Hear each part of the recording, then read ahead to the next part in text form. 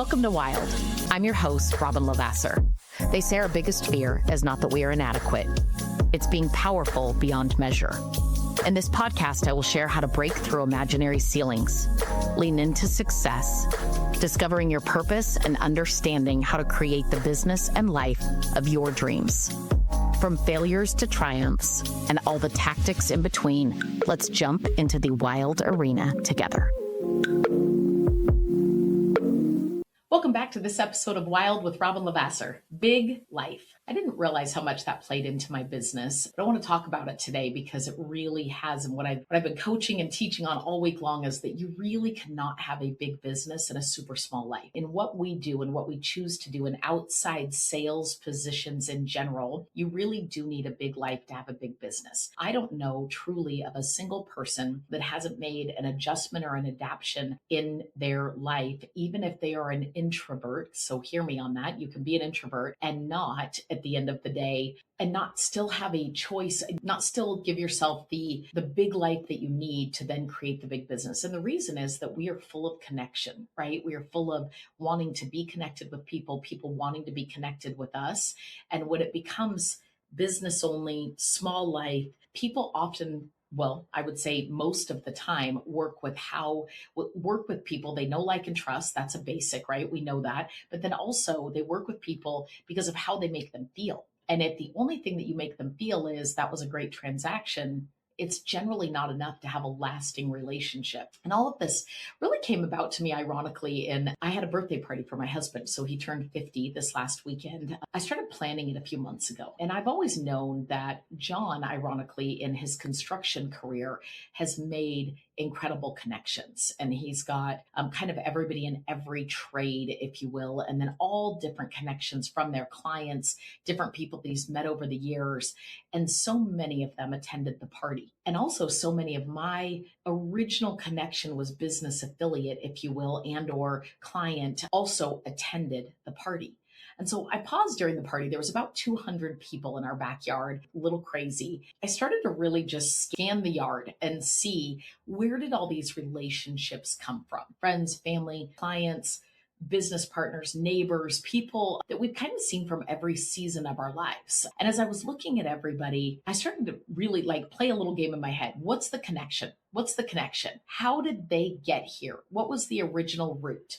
And I don't mean physically, obviously, relationally. Where did we meet? What brought them into our lives? What was their first connection ever with us? And every single person truly has a story. My best friend from our childhood, right? But she's also become a client who's referred me. She's one of 8 siblings. Parents own a lot of rentals. We've done multiple loans for her. One of her brother-in-laws became a realtor. We do loans for him. There's all this connection. A client who has become like family. We have quite a few of those. One as a leader of our division, one of our loan officers, a couple of our loan officers came and stayed with us with their kids, and they've become like family to us. There was countless from our kids' sporting events and connections from our kids' childhood and their schools. There were a few that a referral turned into a friendship. Somebody introduced us, I did a loan for them, and then we built a friendship. My hairdresser became one of those, and I used her forever and ever and ever, and she's referred me countless amounts of business. My husband's helped her. We've had this great connection. And I will tell you, none of it happened by accident. And I just want to say that out loud because the room is a byproduct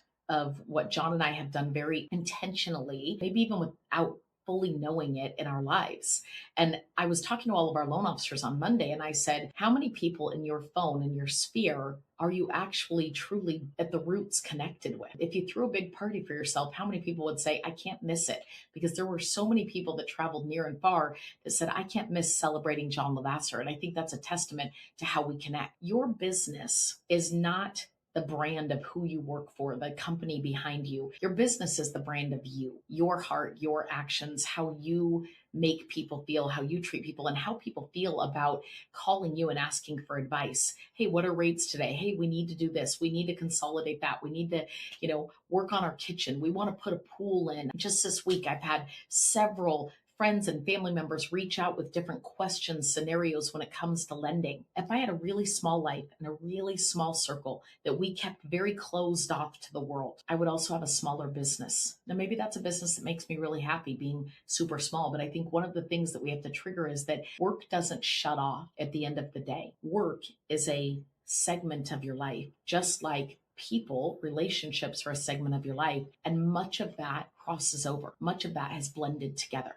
So if you have a very small people segment to your life, but a big work segment, you're missing not only what I say out on the potential to help more people and be more engaged with people, you're also missing out on joy in your business because every time you do work, it feels like a transaction instead of a relationship. I think one of the reasons that we have been able to, and this isn't from a brag way or anything else, but just really enjoy the work that we do, both John and I, and able to freely say yes, even in the moments where we're like, well, we've got a lot on our plate, we're overwhelmed right now, is because of how much we enjoy who we get to work with, whether we've ever met those people before or not. If it became a referral from one of our dear friends, from somebody we've helped in the past, from somebody who gave somebody else a name, right? Those connections. They say you can meet anybody in the world through 5 people.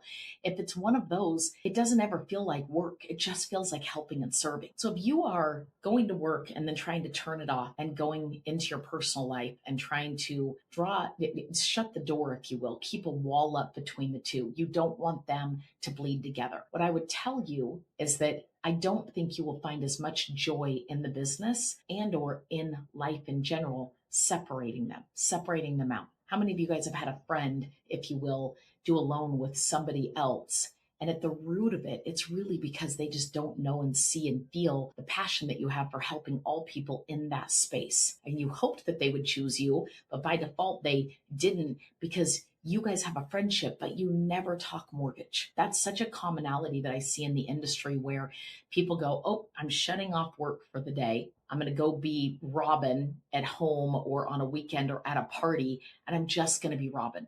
Maybe I'm just going to be a mom in that circumstance. And I would tell you, I don't know how to go someplace and pretend I'm not a wife. I don't know how to go someplace and pretend I'm not a mom. Why would I go someplace and pretend I'm not a mortgage loan officer that loves my job? I always love my husband. I always love the work that I get to do in parenting and with our kids.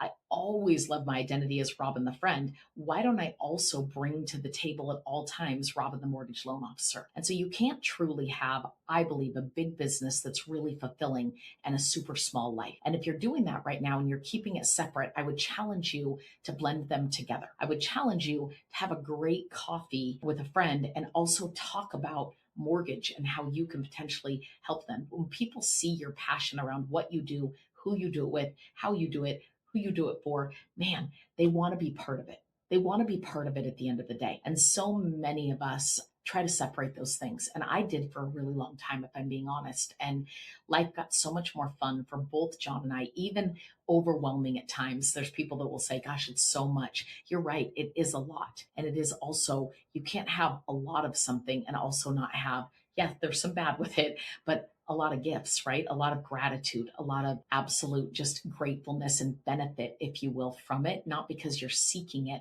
but because that's the byproduct of having a great network, a great circle that not only feel like clients, but they also feel like friends and family. So play bigger in your personal life and let that take the wall down if you have one up and be who you are, the 5 or so widgets of what represent you as a human being, and let them all blend together beautifully instead of trying to be each one individually and close doors in between each room that you're in as that persona. And I promise you, your business will blow up bigger than you ever expected. Even as an introvert, you will find joy in the amount of people that you get to connect with and serve. And it will feel easier and less like business and more just like you living life, serving others. If this was helpful, I hope you share it. We'll see you on the next Wild.